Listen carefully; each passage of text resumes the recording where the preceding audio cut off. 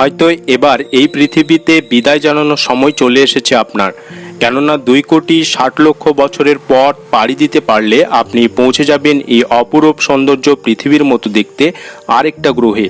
এমনই চাঞ্চল্যকর তথ্য উঠে এসেছে নাসার গবেষণা কেন্দ্র স্পেস এজেন্সি থেকে। তাদের পাঠানো একটা টেলিস্কোপ থেকে এবার এমনই এক গ্রহের খোঁজ মিলল যেটা হুবহু আমাদের পৃথিবীর মতোই দেখতে। শুধু তাই নয়, এখানকার জলবায়ু, মানুষ বসবাসের জন্য উপযুক্ত স্থান সবই রয়েছে এই গ্রহের মধ্যে। আর এই গ্রহটির নাম দেওয়া হয়েছে কেপলার 452b। আর এইসব দেখে বিজ্ঞান মহলে হইচই পড়ে যায়, কারণ এই গ্রহের নক্ষত্রের বৈশিষ্ট্য আমাদের সূর্য ও পৃথিবীর বৈশিষ্ট্যের সাথে অনেকটাই মিলেছে। গ্রহটি একটি নক্ষত্রের চারিদিকে ঘুরছে যার নাম কেপলার 452 নক্ষত্র। আর এই নক্ষত্রটি অনেকটাই আমাদের সূর্যের মতো। এর ভর সূর্য থেকে মাত্র 3.7% বেশি, আর নক্ষত্রটির বয়স 600 কোটি বছর, যা আমাদের সূর্য থেকে মাত্র 150 কোটি বছর বেশি। আর এই কেপলার 452 সিস্টেমের একটি গ্রহ হচ্ছে কেপলার 452b। গ্রহটি একটি শিলাময় গ্রহ এবং এর পৃষ্ঠে তরল জল থাকার সম্ভাবনা রয়েছে।